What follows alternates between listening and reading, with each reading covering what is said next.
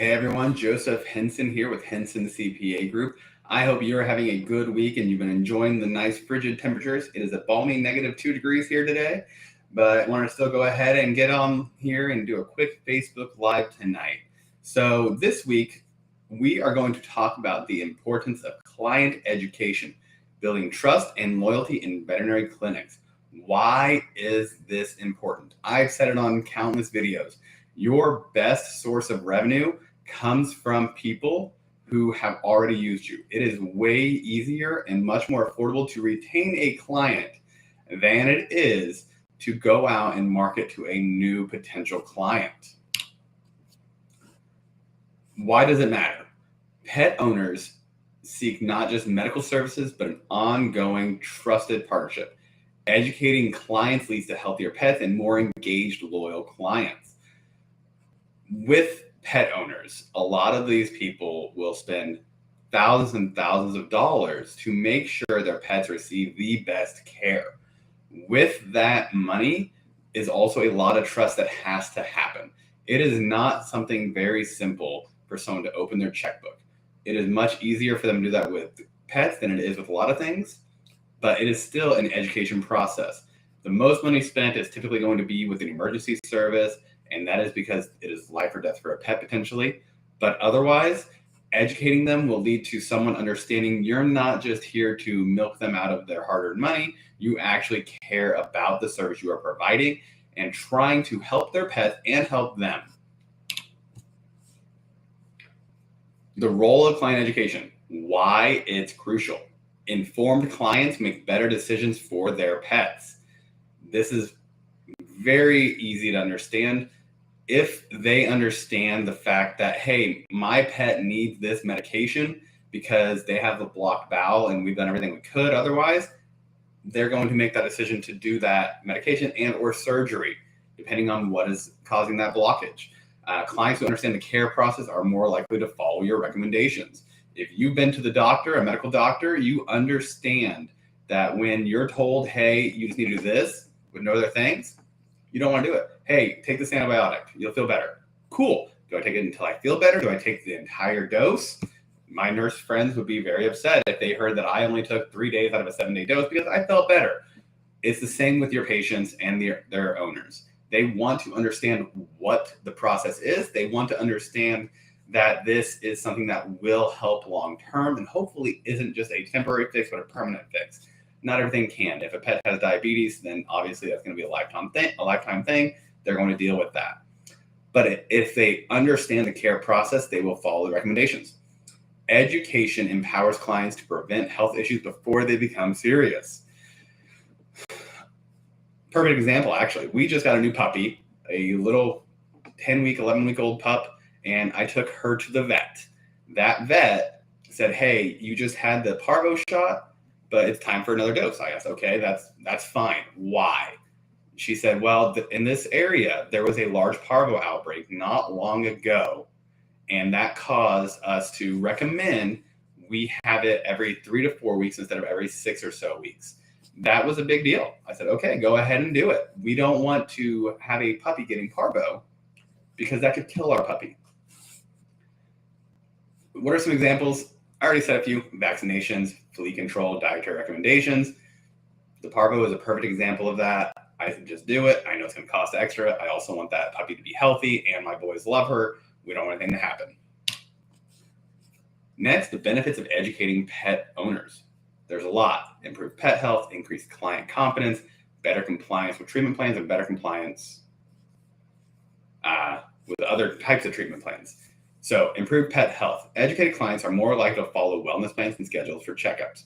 I have to bring my puppy back here in about 3 weeks for their next round of dosage of everything, all their vaccines. What are they? I don't know. I trust the veterinarian because she took the time to educate me on what was needed and their schedule. And that also provided me a better understanding of the pet's treatment plans and giving me more confidence in the care they provided. I want to know that my dog is not just another dog they see in a day. I want them to take the time to show me they care. There's a fine line between spending too much time with someone just to educate and not enough time. And doing that well will win a client for life. Better compliance with treatment plans. There's two different parts of this. One is the clear explanation of the why behind the treatment leads to better adherence. With that vaccine, I wanted to understand why it seemed like we're doing this so frequently when she just got that dose a couple of weeks ago. I personally felt more valued, and I trust my veterinarian even a little bit more because they did take that time to educate me on the proper ways to care for the puppy and the proper schedule. I will have to have another appointment here in about 3 weeks to continue the proper dosage and to also make sure she maintains her health. And it also allows us to make sure she's being groomed on a regular schedule because the puppy we got is prone to matting. Building trust through transparent communication, honesty and transparency. Honestly, having an open discussion about the diagnosis, the treatment option, and cost helps your client trust your expertise. Just coming in and saying, hey, we think this is what's going on. Do you want us to start without knowing the price is going to make people second guess. If it is a major surgery and it's going to cost them $5,000, they need to know that up front. It is never fun to get a surprise bill. You want to make sure that you're being very transparent in your pricing. I would rather have a quote come in too high and someone say, hey, this is going to cost us $1,200. And then it turns out that it was $900 when I get billed. For me, that's some goodwill. I easily know then that the veterinarian could have said, hey, I said $1,200. I'm going to charge you $1,200 even though it came in low. And I appreciate that. The frequent updates on treatment process. You need to keep pet owners informed about their pet's health, recovery, and any changes.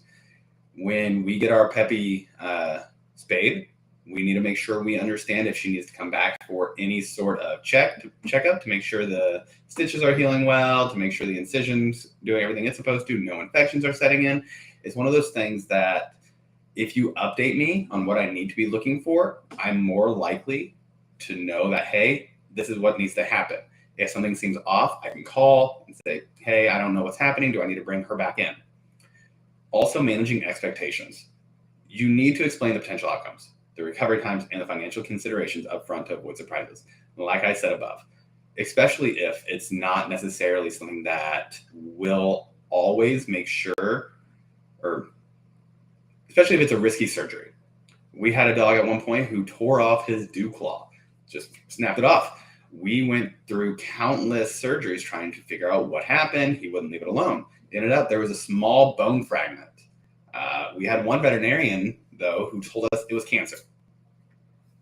That was it. It's cancer. He won't leave it alone because it's cancer. Well, we had to get a second opinion. They did x-rays. They took the time to explain what was happening and said, hey, this is what we need to do. We need to go in here, remove that little bone fragment that's causing him pain. Those are the kinds of things that make a huge difference in my trust and faith and loyalty to a veterinarian when they take that time. I know that I appreciate it and I want others to see that. And I'm much more likely to refer someone that has taken that time and managed that expectation as long as I know I can trust them. For the other veterinarian, I had a hard time. Like, they never looked at them, never did x-rays. It was, they have cancer. That's nothing that a pet owner wants to hear. The role of trust in client relationships. Trust is key to client retention. Again, trust is key to client retention. When a pet owner trusts you, they are more likely to continue seeking your clinic for future care. It is much easier to maintain a client than it is to go get a new one and much better marketing spend. I'm not saying to not spend money to obtain new clients. I'm just saying it is easier for your bottom line if you're not signing two to replace one. I say this a lot because I really want people to understand that. It then goes into the referral power. Trustworthy care often results in word of mouth recommendations, growing your client base. If I can say, here's $1,000 for your marketing spend, do what you want. Go get a new client, go get 10 new clients. You can do that. Now, if you can have someone go tell 10 people about your clinic and the spectacular results they had with you and the spectacular care that their pets received under you, even if it is as simple or as heartfelt as they had a pet who was too old and needed to be euthanized. Having that referral is the biggest marketing spend you can ever get. Emergency care trust. In urgent situations, trust in your clinic is crucial for pet owners to rely on your expertise. You can't have multiple people doubting you at all times. Another personal testimony here. It was the dog who tore his dew claw. We had taken him to a vet. They said, oh, we think it's going to be fine, wrapped it up. Not a big deal. Took him home, went him outside to go potty. He got a stick, about that big and fairly wide, a good ½ inch to an inch thick, stuck at the roof of his mouth. That became an emergency situation. I had to trust that the veterinarian had his best interest in mind and trust that she knew what needed to happen. It was a minor thing. We didn't know what was going on. I couldn't help him. They had to make sure he was sedated and taken care of. But it was still, I didn't doubt her because they'd already helped us with the other emergency we had. The role of trust in client relationships. You need to offer regular educational content, whether this is a pamphlet, whether this is a free handout. When I just went to the veterinarian, they gave me a welcome packet for the new puppy. They said, here's everything you need. Here's a sample. And they said, here, that's what we need to do. They were very clear and had compassionate communication. This helps me. I want to know what to expect with a new puppy. I don't get puppies all the time. This isn't my area of expertise. You also want to know that there's availability and that my veterinarian is approachable. If you do not feel approachable, if you do not have a good bedside manner, people are not going to want to come to you. And then that brings up the client follow-up. Make sure that people know they can call you if they have a quick question, even if that means, hey, do I need to come in or is this normal? Yes, it's normal. Or, hey, come on in. Let's get you scheduled for a follow-up. Go from there. Ways to take action. Implement client education tools, build a loyalty program, enhance communication channels, and evaluate your current practices. Implementing client education tools. Start offering educational resources like newsletters, social media postings, or webinars that highlight key aspects of pet care.